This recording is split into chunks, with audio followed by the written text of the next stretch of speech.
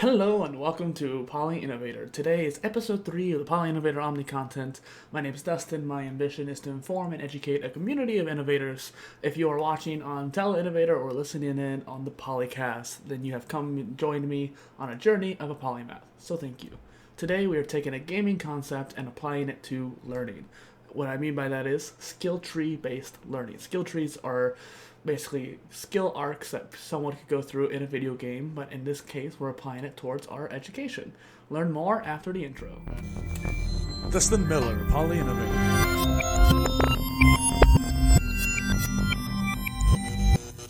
So if you want the quickest way to learn a skill the most effectively and efficiently, then look no further. Even the greatest minds cannot understand a concept fully at first. In short, breaking it down is key to understanding a knowledge of any kind. Skill trees are a concept in gaming where the users and gamers act in accordance with the branching path of skills. These skills, in turn, directly impact the gameplay, changing how the experience is portrayed. If one were to take that concept into account when gaming, then we would be able to break it down into stronger pieces of knowledge and be able to understand that skill in a much more effective way. So welcome to an education revolution. The rise of technology has given us a new chance. This new opportunity has given us the ability to create new learning systems for students all around the world.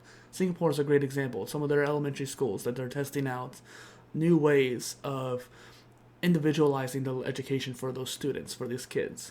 No longer will we have to resort to the traditional classroom format. You can think of skill trees almost like a choose your own adventure game or book. Since it's a concept from video games, gamifying or gamification of skill trees for education is actually quite inherent for that skill level progression. Divergent learning becomes more of a center focus because then you're able to choose what you are learning. Let's say you have 3 different pathways. One of the pathways is becoming too tough for you and not in a good way, or perhaps you're getting bored of it, so the focus level is actually quite lower because you're not engaged with that. That means you can switch on to another choice, which you as the learner get to choose instead of having someone choose for you. And so that peaks your interest level, allowing you to get more into a state of flow. That modularity is pivotal and basically integral to the modular degree. Whenever I've been taking my own courses for the modular degree, for example, there's been plenty of times where a course is just too boring. Like I'll be sitting there and it's just too dry. The interest is not high enough. And yes, I could probably suffer through it, but the actual retention of that knowledge would not be as strong. So I leave and I go take another course, I watch a YouTube video and go back. And that choice, that power of choice makes a big difference in how well that knowledge gets retained. These branching paths, they have the ability to allow you to go at your own pace. The gamification keeps the interest going. And considering how video is becoming a stronger and stronger format for content creation and just video creators in general, the video lectures are perfect in modules to allow for that modularity to be able to be chosen for. That's what modules are even named after, that modularity of how they're created. And that way it keeps your eyes on the prize, which gives you more of a deep understanding. So this could be a very strong potential for the future of education. It's already becoming a thing with Singapore and just different AI technologies going on, being built right now. One thing I will say is that this is not the first time I've talked about skill tree based learning, so I encourage you to go check out the link in the description for skill tree based learning part 1. And life is a game of sorts. To win at life, you need to play well. That's what a lot of successful people have talked about as well.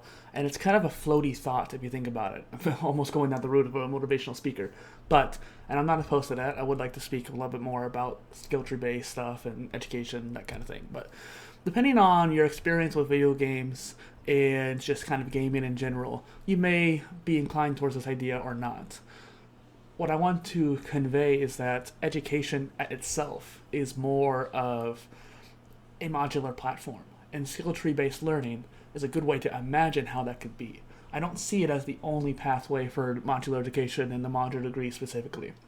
There's plenty of ways to go about it, and you can do one after the other. I know WGU go towards a competency based system, which is relatively modular because you can kind of choose which courses you're taking. It's not quite there yet, but they have to still kind of stay a little bit more rigid because of the accreditation.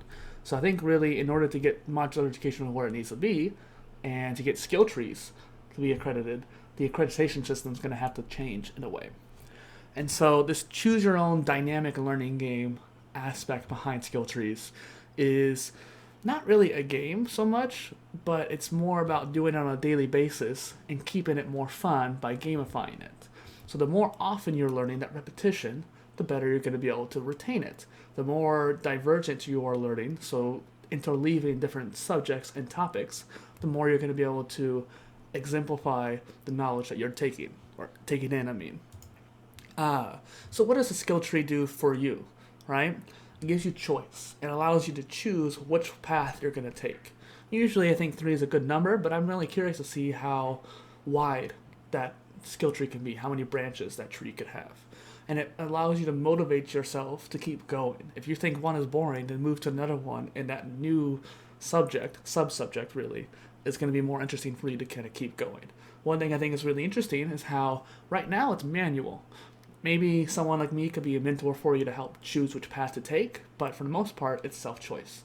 I think in the future, maybe even near future, artificial intelligence can actually guide you and decide for you, like, hey, you're having a hard time with this subject, let's move over to this subsubject and see how well you do, and perhaps by learning down that branch, it'll make the other branch that was harder easier to understand.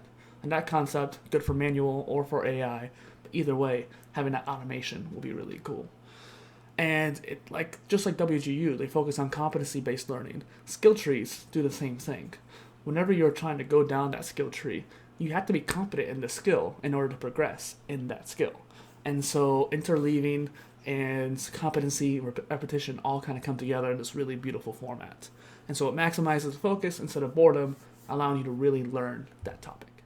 So let's go back to those 4 main ideas: the choice, artificial intelligence, skills focus, and the modularity.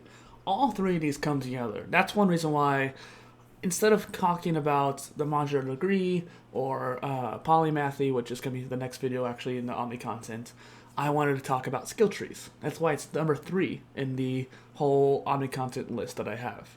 It's really important for the whole modular education as a whole to kind of dive right into. And let's see what the next slide is going about. So the pros of a skill tree based system, like I was saying, it's so important, but the pros for it gives you that dynamic choices. It acts like a choose your own adventure, but it also keeps that engagement level high, which is really important for getting into the state of flow. And the modularity applies heavily into the modular degree, which is why that whole concept comes together. And on your own, it's something that you can do by yourself, which I think is a really key thing about the modular degree. I want to be able to build a community of people going into the modular degree so that way we have peer support or even mentors, perhaps even like accredited teachers teaching in a modular degree. But until that point, we're on our own.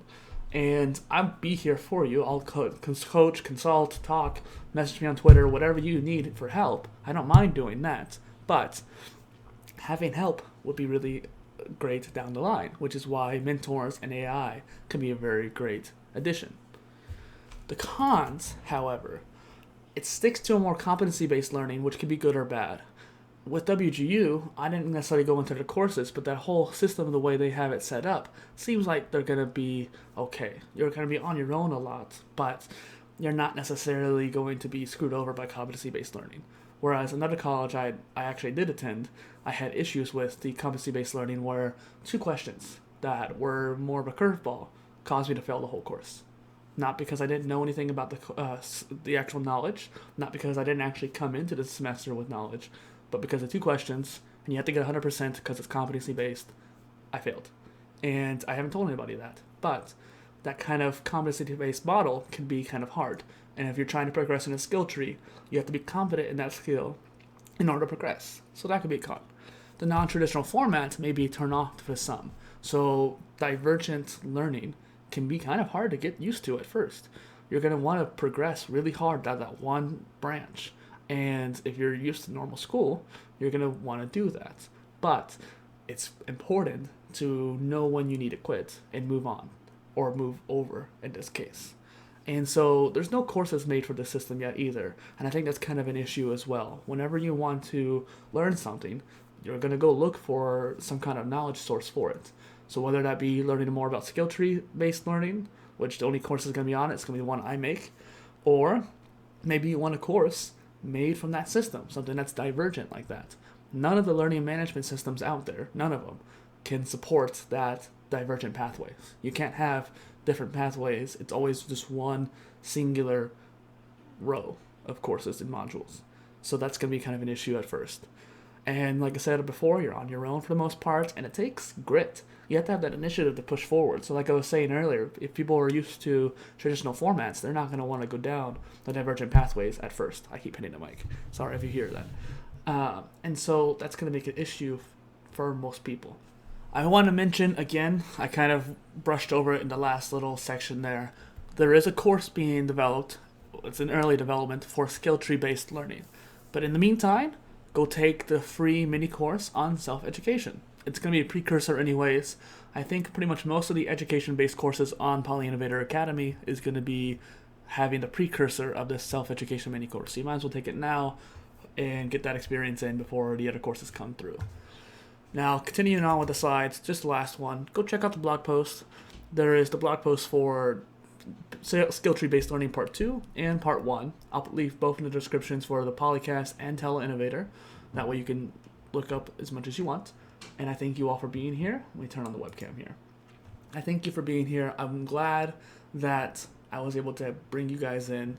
I guess the cam's not working, but my face is smiling, and I want you guys to have a good day. Thank you for listening in.